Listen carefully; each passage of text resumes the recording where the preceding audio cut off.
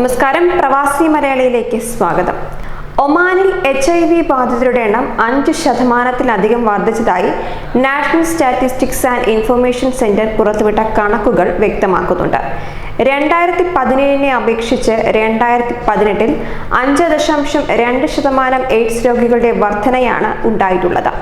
മൊത്തം 2927 കേസുകൾ മന്ത്രാലയത്തിൽ രജിസ്റ്റർ ചെയ്തിട്ടുണ്ട്. ഇതിൽ 1866 പേർ 25-നും 49-നും ഇടയിൽ പ്രായമുള്ളവരാണ്. 4 വയസ്സുവരെയുള്ള HIV ബാധിതർ 69 പേരാണെങ്കിൽ 5 മുതൽ 14 വയസ്സുവരെയുള്ള രോഗികൾ 120 പേരാണ് ഉള്ളത്. 15 മുതൽ 24 വയസ്സുവരെയുള്ളവരിൽ 543 പേർക്കും 25 മുതൽ 49 വയസ്സുവരെയുള്ളവരിൽ 1866 പേർക്കുമാണ് രോഗം സ്ഥിരീകരിച്ചിട്ടുള്ളത്. 50 വയസ്സിന് മുകളിലുള്ള 329 പേരാണ് HIV ബാധിച്ച് ചികിത്സയിൽ കഴിയുന്നതെന്നും കണക്കുകൾ ചൂണ്ടിക്കാട്ടുന്നു.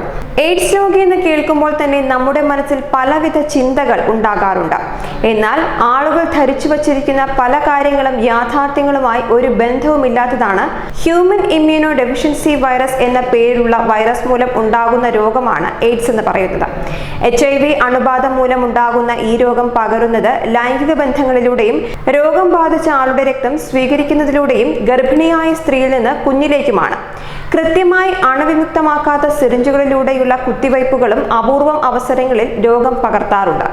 ശരീരത്തിനകത്തേക്ക് കയറുന്ന വൈറസ് ക്രമേണ ശരീരത്തിന്റെ പ്രതിരോധ ശേഷിയെ നശിപ്പിക്കുന്നു. ശ്വേതാണുക്കളുടെ ഒരു വിഭാഗമായ CD4 കോശങ്ങളുടെ അളവ് ശരീരത്തിൽ കുറഞ്ഞു വരും.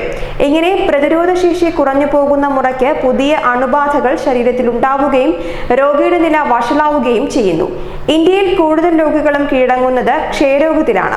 അപൂർവമായി ഫംഗസ് അണുബാധകളും കണ്ടുവരുന്നുണ്ട്. അസുഖം ബാധിച്ചയാൾക്ക് വിട്ടുമാറാത്ത പനി, വിശപ്പ് കുറവ്, ശരീരഭാരം കുറയുക, വിട്ടുമാറാത്ത വയറിളക്കം എന്നിവയാണ് സാധാരണ ലക്ഷണങ്ങളായി കണക്കാക്കുന്നത്. എന്നാൽ ചില ആളുകൾക്ക് ഈ രോഗം മൂർച്ഛിക്കുന്നത് വരെ പ്രത്യേക ലക്ഷണങ്ങളൊന്നും തന്നെ കാണാറുമില്ല. ചില പ്രത്യേകതരം അണുബാധകൾ കൊണ്ടുണ്ടാകുന്ന മസ്തിഷ്ക ജ്വരം, ശ്വാസകോശങ്ങളിലെ അണുബാധകൾ, ഉദര സംബന്ധമായ രോഗങ്ങൾ എന്നിവയും ഇത്തരം രോഗികളിൽ കാണാറുണ്ട്. ഈ രോഗം കൃത്യമായ രോഗനിർണയ പരിശോധനയായ എലിസ ടെസ്റ്റിലൂടെ നേരത്തെ കണ്ടുപിടിക്കാവുന്നതാണ്. ഇതാകട്ടെ എല്ലാ സർക്കാർ ആശുപത്രികളിലും സൗജന്യമായി തന്നെ ചെയ്യാവുന്നതുമാണ്.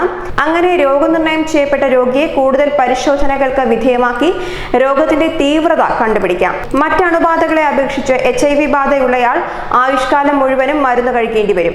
മുൻകാലങ്ങളെ അപേക്ഷിച്ച് രോഗി കഴിക്കേണ്ട ഗുളികകളുടെ എണ്ണം വളരെ കുറവാണ്. 1-2 ഗുളികയെ ഒരു ദിവസം രോഗി കഴിക്കേണ്ടതുള്ളൂ. എന്നാൽ വളരെ ശ്രദ്ധിക്കേണ്ട ഒരു കാര്യം, കൃത്യമായി മരുന്ന് കഴിക്കുക എന്നത് രോഗത്തെ പിടിച്ചു നിർത്താൻ വളരെ അത്യന്താപേക്ഷിതമാണ്. ഇങ്ങനെ കൃത്യമായി മരുന്ന് കഴിക്കുന്ന ഒരു രോഗി സാധാരണ ഒരു മനുഷ്യന്റെ ശരാശരി ആയുസ് വരെ ജീവിക്കുമെന്ന് പഠനങ്ങൾ പറയുന്നുണ്ട്. ഈ രോഗമുള്ള ഒരാളുടെ കൂടെ താമസിക്കുന്നതിലൂടെയോ ഭക്ഷണം ഒരുമിച്ച് കഴിക്കുന്നതിലൂടെയോ അസുഖം പകരുന്നതല്ല. എന്നാൽ രോഗി ഉപയോഗിച്ച ഷേവിംഗ് ബ്ലേഡുകൾ, ബ്രഷുകൾ എന്നിവ മറ്റാരും ഉപയോഗിക്കരുത്. അസുഖമില്ലാത്ത ജീവിത പങ്കാളിയുമായി ലൈംഗിക ബന്ധത്തിൽ ഏർപ്പെടുമ്പോൾ ഗർഭനിരോധന ഉറകൾ ധരിക്കേണ്ടതാണ്. അറിയേണ്ട ഒരു വസ്തുത, ഗർഭിണിയായ സ്ത്രീ കൃത്യമായി മരുന്ന് കഴിച്ചാൽ കുഞ്ഞിന് ഈ വൈറസ് ബാധ വരാനുള്ള സാധ്യതയും വളരെ കുറവാണ്. HIV ബാധയുള്ള രോഗിയെ പൊതുസമൂഹത്തിൽ നിന്ന് മാറ്റി നിർത്തുന്നത് രോഗികൾക്കും കുടുംബത്തിനും തീരാ ദുഃഖമാണ് നൽകുന്നത്. ഒരു ബെഞ്ചിലിരുന്ന് പഠിക്കുന്നതിലൂടെയോ ഒരു വാഹനത്തിൽ യാത്ര ചെയ്യുന്നതിലൂടെയോ ഈ അസുഖം പകരുകയില്ല.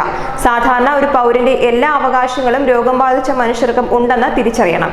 ന്യൂസ് ഡെസ്ക്, പ്രവാസി മലയാളി.